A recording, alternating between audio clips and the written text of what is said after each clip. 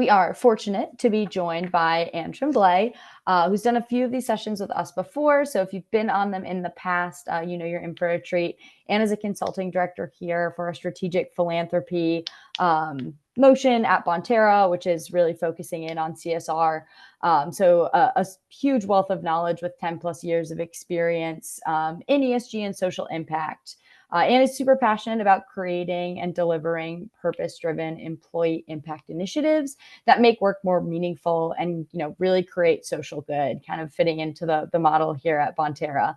As kind of our consulting director of strategic philanthropy, she leads the content and consulting team that supports Bonterra's customers in designing, running, and measuring their ESG engagement programs using our solutions. So she's got a really great track record. I'll let her fill you in on any of the blanks, but like I said, super lucky to have Anne here. I will take my back seat because you're probably tired of hearing from me and just ready to get into the meat and goods of today's presentation. So Anne, thank you so much for being here for this session. We're really excited. I will let you take it away. Thanks so much, Amanda. Good afternoon, everyone. Good morning for those on the West Coast. We are excited to have you here. Just a little note on our agenda for today. Our objectives are to help you understand the shifting landscape of corporate strategic philanthropy, CSR, learn a little bit about how that's informing our mission and how Bonterra can help you create impact. And then we're going to go through 4 trends that we're seeing for 2025 for strategic philanthropy. So before we get into any trends, I wanted to kind of set the stage for what we're seeing as the state of strategic philanthropy, or CSR, and how that's informing what we're doing with our customers and also the trends that we're seeing in the marketplace and with our customer base. So CSR has been really at the center of several paradigm shifts, and we're going to talk about three of those today. Employees have higher expectations for their workplaces and for workplace giving and volunteering opportunities. So we know that corporations are expected to drive social impact more than they ever have been before, and then nonprofits, more than ever before, are relying on corporate funding and corporate partnerships. So let's go through, these expectations that folks have for corporate philanthropy. More than 70% of employees want to work somewhere that has a strong purpose, strong employee giving, strong employee volunteerism programs. They want a company that shares their values. This is especially true of Gen Z and millennials, who are more likely to seek out these programs. And we know from Deloitte research that more than 1/3 of them have actually turned down a job that could have been good otherwise because the company that they were applying with doesn't align with their values. So strong proof points there for what folks are looking for in a company, in a job today. At the same time, corporations are really trusted to drive social impact more than they ever have been before. So the Edelman Trust Barometer research for 2023 showed that above government and above media, corporations are really seen as the only trustworthy institutions in the world. Reputation Institute tells us that up to 42% of a brand's perception is based on that purpose, those CSR practices, those ESG programs. And kind of following with that trend, almost 100% of the S&P 500 are publishing CSR reports, being super transparent about what they're doing to create shared value in society. And then nonprofits are relying on corporate funding more than ever before and corporate relationships. So we know that individual giving has fallen in the past couple of years. Excuse me. And nonprofits are relying more on corporations to fill that gap. Almost 50% of them say that these relationships with companies and workplace giving is a key growth for their organization. You would expect all of these factors to create an increase in participation. Employees, they say they want these programs. Companies are showing up and providing them, and nonprofits are needing this funding. So we would expect rates of participation to be rising. Unfortunately, we're not seeing that. Employee participation rates have slowed in the past couple of years. This is something that we started to see with COVID. So participation rates for both employee giving and employee volunteering hover around 20%. Those have come up slightly since 2021, 2022, but they're still not back to 2019 levels. And so we're seeing employees talk about how passionate they are about values-driven companies and purpose, and yet they're not connecting with these programs that their workplaces are offering. At the same time, corporate giving has decreased. So we're seeing more and more nonprofits pop up, but corporate giving as a share of operating profits has declined significantly since 1980. And then, as we talked about, nonprofits are really relying on corporate funding more than ever before.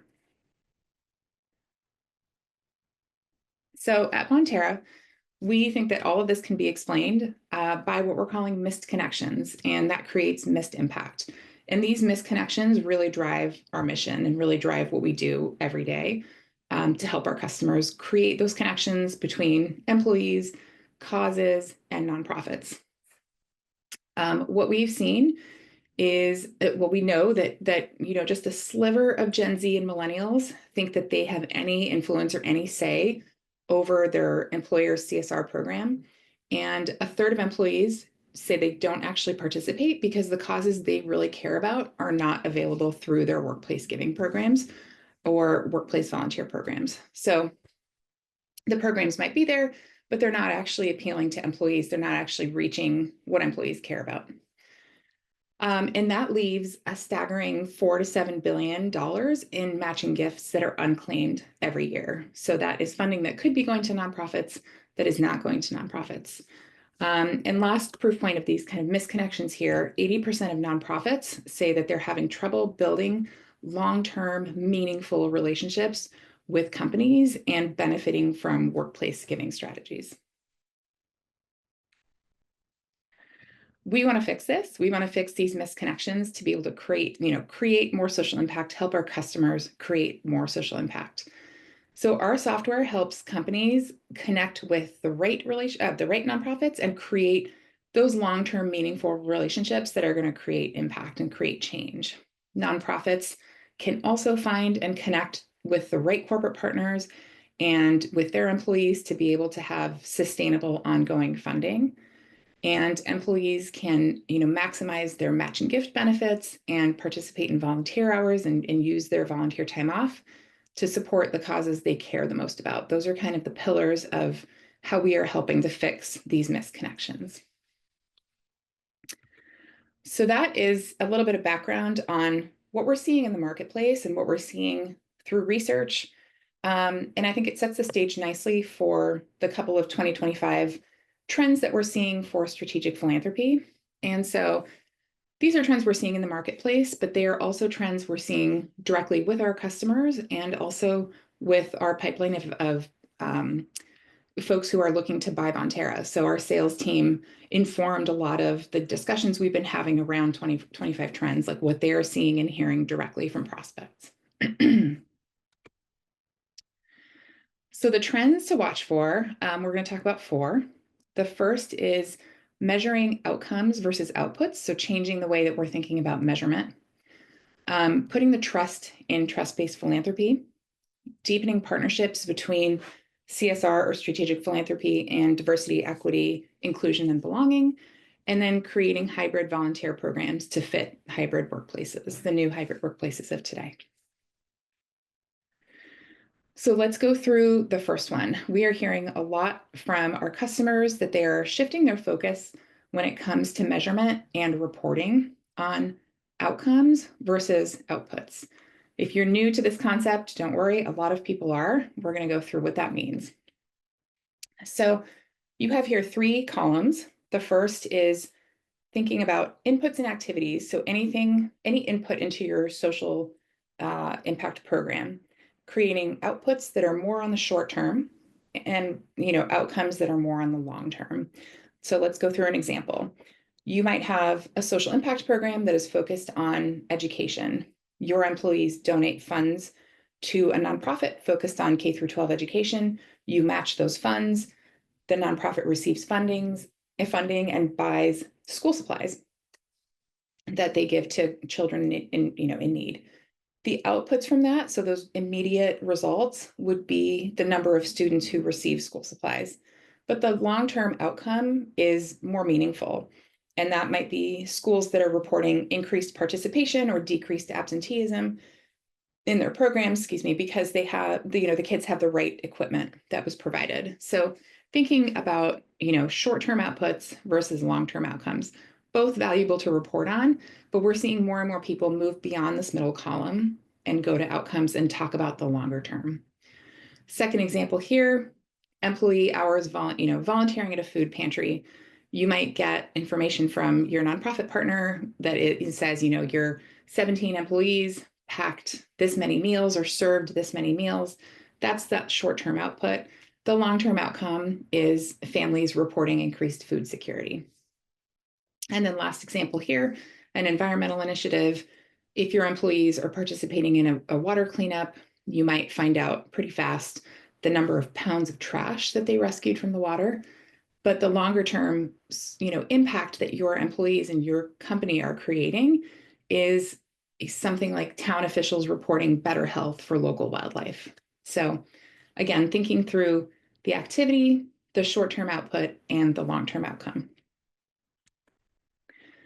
I want to walk through a quick case study. This is an evergreen case study of a national restaurant chain that is based in the US, 500 locations across the 27 states, and their social impact focus is on access to food. So I put in some details of their employee engagement program. They provide grants to food banks and school-based food pantries. They fund the creation and maintenance of gardens at community centers. And their employees volunteer both at the food banks and at the gardens. So those inputs from those programs are dollars donated and employee volunteer hours, leading to outputs like those number of meals donated, pounds of food cultivated from gardens, and the number of families that are served by both of these. And then the outcomes are that long-term impact that we're looking for, which is more people reporting increased food security, more people reporting better financial, health, and educational outcomes thanks to that increased food security. So if you're thinking to yourself, wow, it would be so great to be able to report on this, but how do we do this? We're really not there yet. We're going to talk about one of the principles of trust-based philanthropy in a little bit, which is ongoing dialogue with nonprofits and building meaningful long-term relationships with nonprofits. Your best source of, being able to report on these outcomes is these nonprofits that you're working with directly, is your nonprofit partners who are in the field, in the community. And reporting on outcomes really builds a case for having that long-term engagement with them. But before we talk about trust-based philanthropy, we wanted to run a quick poll. I'm just curious to know, as we're kind of surveying, the landscape, where are you in measuring outcomes versus outputs? And hopefully you see yourself in one of these answers. Please be honest. A lot of people are really just starting out with this. All right, so we're going to give folks a couple of moments to respond here. Great. Definitely overwhelming majority, and though thus far falling into the bucket of just starting to think about it. Yeah. And looks like pretty closely followed by at the beginning stages, with very few to no one falling into the well on our way or we measure outcomes buckets. Yeah, that really reflects what we're seeing with our customers. And so, just starting to think about it is a great place to be. You do need to build a reporting and, a reporting infrastructure around reporting outcomes. That takes time. That is something that we can help with. But I think, just being aware of this trend and starting to think about reporting differently is really the important thing here. All right, so let's move into our second trend for 2025, which is trust-based philanthropy. This is not a new concept. It's a concept that's really been gaining a lot of traction in the past couple of years, and we're seeing it a lot in our conversations with prospects and customers. So if you don't know what trust-based philanthropy is, fear not. Let's talk about it. The way that I like to think about it is trust-based philanthropy is about relationship building for impact and avoiding placing undue stress on nonprofits by First of all, creating a long-term investment in the relationship with nonprofits through transparency and open dialogue. Secondly, removing the administrative burden on them by providing simpler, more streamlined grant applications and impact reports so that they can focus their time on creating impact and on providing services for the community versus kind of administrative work. Third here is taking the time to understand what nonprofits truly need from you as a corporate partner versus trying to fit them into a program lane that you have, for example. And the fourth one here is, once you've understood what they truly need, offering multi-year grants to give them a runway and some long-term funding, and or unrestricted funding. And what this does is it gives nonprofits really like flexibility to think about how to do their best work and how to create the biggest impact for their communities. This can be a little bit daunting to think about because as CSR practitioners, we've spent years creating grant guidelines and building programs that have guardrails around them. And this can feel a little bit like the Wild West. But if we're thinking about truly creating impact and empowering those agents of social good in our communities, this is really something interesting to think about. We're going to do another quick poll just to gauge where folks are at. Are you and your company thinking about trust-based philanthropy? Is it something you've embedded into your corporate giving? Is it not something you're thinking about? Is it not realistic? We'd love to know. All right, again, just going to give folks a couple of seconds to get answered. Response is a little bit more spread out this time. Looking like pretty even split so far between yes, we follow trust-based philanthropy principles and folks who are still learning about the concept. And one person on the call saying it's not realistic for their company right now. Yeah, and I think that is fine. I think it really trust-based philanthropy, the possibility of doing it depends a lot on your stakeholders and who you report to. And it is a shift. It can be a pretty big shift depending on how established and formalized your programs already are. So thank you for your answers. That is very helpful. All right. So the third trend I wanted to talk about is what we're seeing as a deepening partnership between strategic philanthropy or CSR departments and diversity, equity, inclusion, and belonging teams. And so we're seeing this for a couple different reasons. I mean, I think that there's a natural alliance kind of between these teams. These are teams that want to make an impact in society and make change, create impact. But we're also hearing from a lot of prospects who are saying, I head up CSR at my company and there's been a reorg and now I also own DEIB. So we're seeing a little bit of a shift in the marketplace where these two areas are coming together a little bit. I think the opportunity is really big to mobilize employees for good. So the first thing, we talked a little bit about at the beginning of this presentation about employees not feeling like they have a say in their company's programs and not donating because they feel like the causes they care about are not supported. I think that DEIB programming really gives you an insight into what issues your employees care about. These are employees who are engaged, care about the world, care about issues, and are already going to have expressed, an interest in certain causes. Second thing here that I want to talk about is employee resource groups. They often have established relationships with nonprofits in the community. And these relationships are usually based on advocacy and trying to make change and create impact. And so there's an opportunity to deepen that relationship for a CSR practitioner to come in and think through, like, what else do you need? Do you need monetary donations? Do you need in-kind donations? Volunteers, like how can we make this a bigger partnership and think about that trust-based philanthropy principle of having that open and transparent dialogue. And then lastly here, partnerships between those employee resource groups and the CSR team can help mobilize more volunteers and more donations for nonprofits. So you've got a baked in audience already with employee resource groups they care, they're engaged in their workplace, they're engaged in causes that they care about. They can be kind of an immediate, you can funnel information and activities to them and expect action more than the broad employee base. So lots of opportunity here. So one more poll. I'm curious to know if CSR and DEIB are partnering for impact at your company, or if that's really not something that has started. Maybe you see the opportunity there. Would love to know what things are like where you work.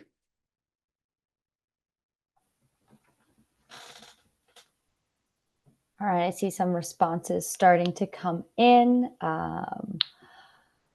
Looking like almost all of the folks thus far are saying no, but I see an opportunity for partnership with just a couple, one person saying, yes, we partner on initiatives throughout the year, and one saying that they roll up to the same leader as my company.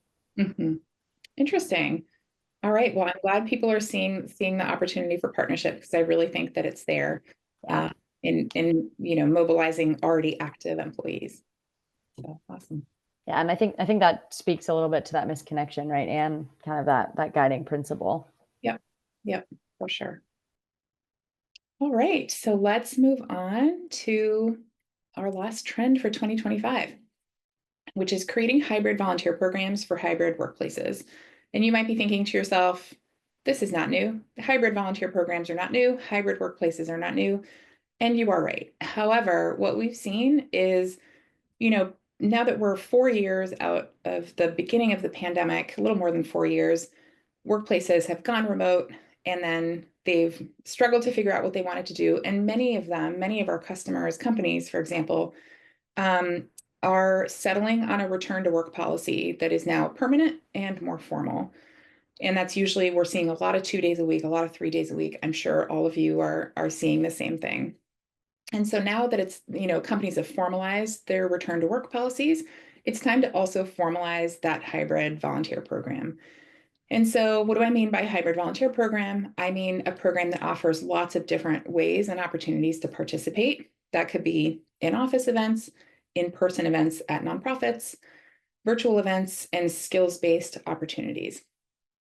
I personally think that this is great. The more you offer ways that people can participate that fit with their, personal and work lives, the better.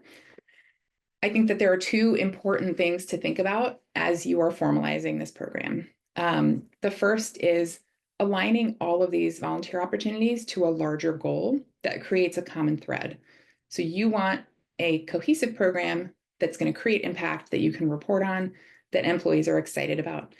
How do you do that? That could be aligning to one cause, like hunger or literacy. It could be aligning to a time-bound moment, like a month of giving or a week of caring.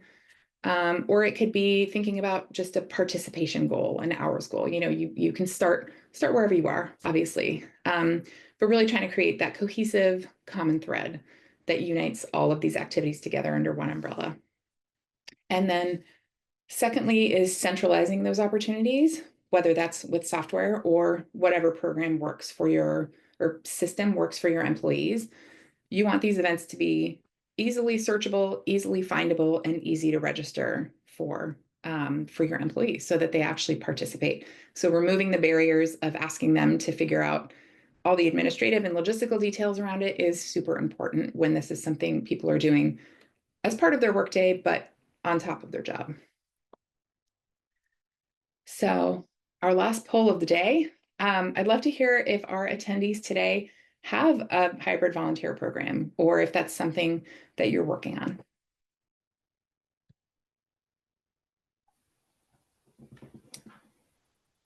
All right, responses starting to roll in.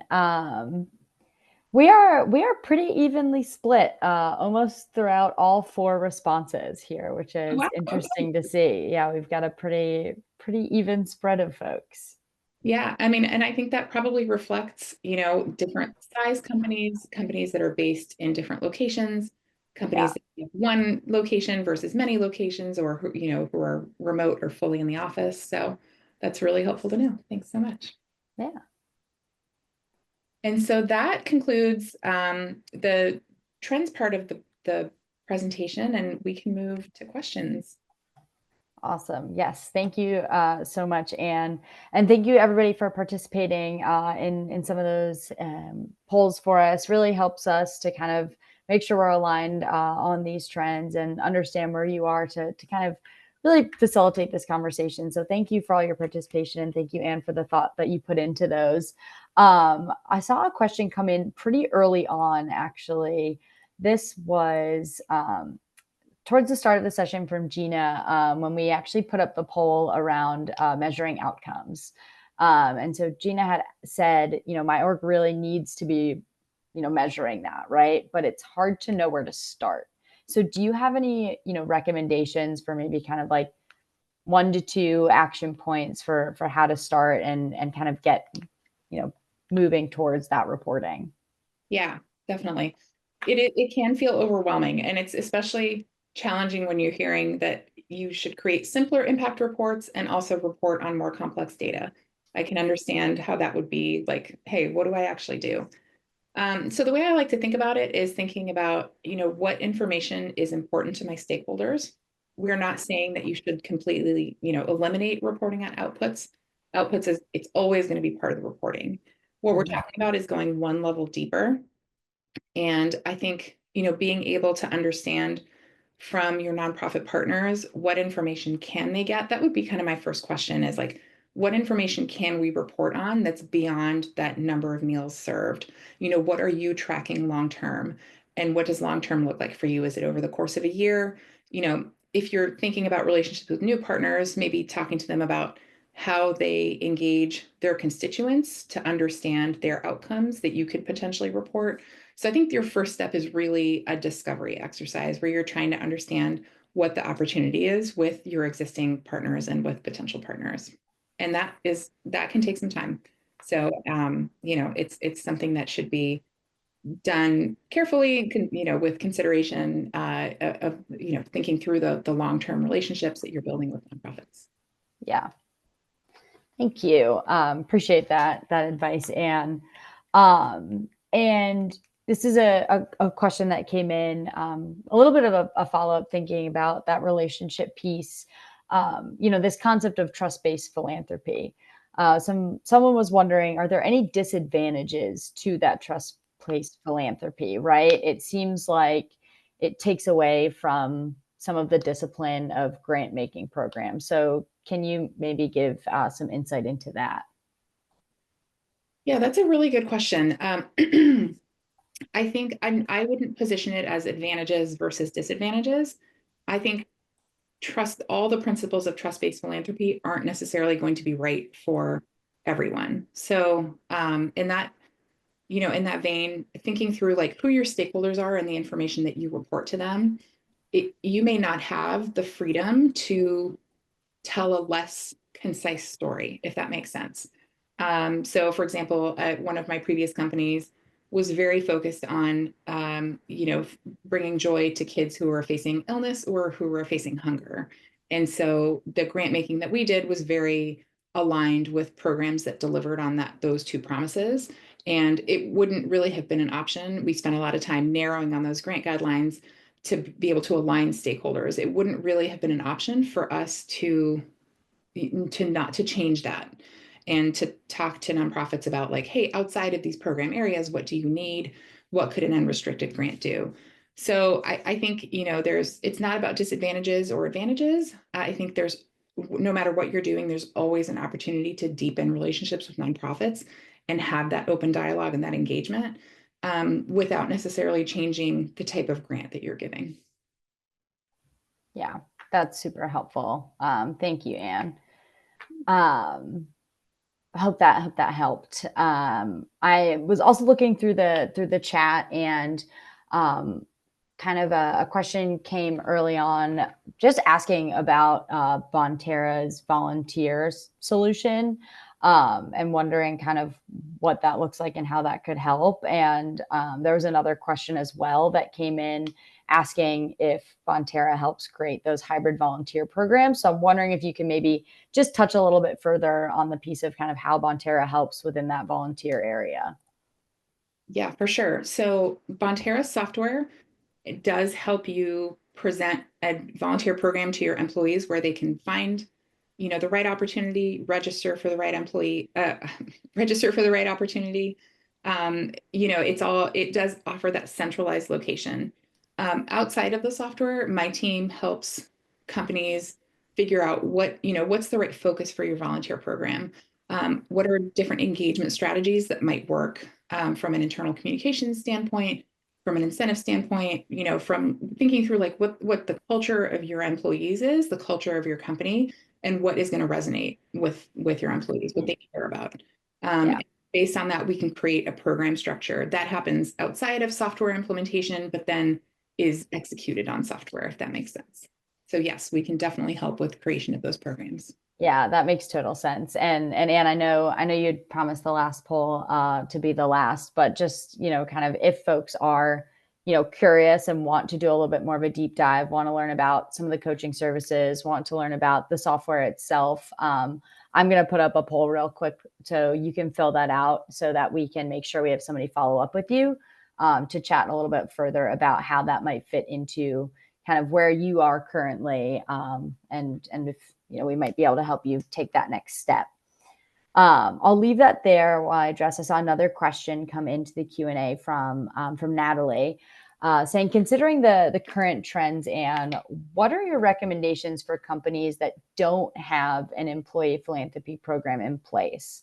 Is there an idea of where they should start or focus to begin with? Yes, definitely. So the process that I like to take our customers through when we're trying to think through a new program is, if you've already got the pillars of your CSR program figured out, or the focus of your CSR program figured out, that's kind of a different exercise that we can also help with, but is persona development. So I like to think about, your unique company culture and your unique employees. What are they going to care about? What is going to move them? You want something that's going to be aligned with your business and makes sense for the company that you are and the industry that you are, and also give employees a way to channel their passion, what they care about, and easy ways to participate and incentivized ways to participate, where you're offering a match, you're showing that you are you are invested in this too, and you're trying to reach a common goal together. Same thing with volunteering. So I do like to start with that persona development and that discovery of like who are the stakeholders, who are your employees, who are the stakeholders, who would the team be. And then we do have a process where if you really don't have a focus for CSR yet, we can take you through a process to identify, the right cause, and then potential nonprofit partners and things like that. Yeah, awesome. Thank you, Anne. I don't see any other questions that have come in so far, so I will take a moment where we stare at each other for 30 seconds, maybe a little bit more, in case any last minute questions do pop into your brain. I do want to share some feedback that came in through the chat, and just from Muskan, who said that this was a super presentation, really crisp and impactful. So I want to echo that and thank you for all of the thought that went into this and kind of pulling together these trends and giving folks an idea of what to start really honing in on and kind of level setting where they are, right, and where they want to be. So want to extend a big thank you to you, and thank you to everybody who participated and jumped on with us today and spent some time with us here. While I monologued, I don't see any other questions. Oh, was that one? Okay, we actually got another one from Natalie. See what happens when you monologue? People's brains start going a little bit more. So one more question from Natalie saying, companies are leaner and leaner, right? So what suggestions do you have with kind of that program implementation if there's no additional headcount? I feel like this is something we hear at Bonterra across all of our different, companies, no matter how big, small, nonprofits, everything in between. Yeah. Yeah, this is definitely a problem because, we talked about it, the expectations on companies they're not decreasing, they're increasing. Yeah. And so that's really hard when your team is downsized or you're not getting resources, not getting headcount. I have lived that. I know exactly how that feels. I think in that case, it's really important to evaluate what's the most important thing. Basic advice, but like prioritize. You can't do everything. So what are you going to focus on that's going to be meaningful to employees? that's going to be meaningful from a social impact standpoint. And maybe the rest can be, by the wayside for a while until you potentially get more resources. I think software costs money, of course, but software can help with this because if you're running your program on spreadsheets or on a SharePoint site, you're probably doing more work than you would be if you had software. So I think software can help streamline and simplify processes for kind of single CSR operators. And there was one more thing I wanted to say about that. Well, software, and then our team, we also can help. So a lot of cases we're seeing customers who say, I don't have headcount, but I can spend other budget. And so they're hiring what we call our advanced support consultants who do help them do work on their software. And so that's kind of a way to do staff augmentation without having additional headcount. But I think the first thing is really prioritize, understand what matters to your leaders, and prioritize accordingly, being very real about, if you're spread too thin, you can't do anything well. So try to figure out what those like 1 to 2 things are that are important to your stakeholders, very, very stakeholders, and work on that. Awesome. I saw Natalie dropped a thank you in the chat, so I'm assuming that means that covered your question. So appreciate the thoughtful response, and haven't seen any other questions jump in. So once again, we'll just say thank you for everyone's participation. Thank you so much, Anne. It was really great having everybody on today's call. We hope to see you at our next webinar. Keep an eye on your email for that promotion to start. It should be happening in a couple of weeks. So keep an eye on your email. We'll be excited to continue to bring this kind of thought leadership to you, bring you these new ideas, and hopefully help with some of these practices. So thank you again, Anne, and thank you all for joining. Thanks, all. And I hope everyone has a great rest of their Wednesday, if that is where you are in the world and it's Wednesday. If not, have a great rest of your day. Take care, folks.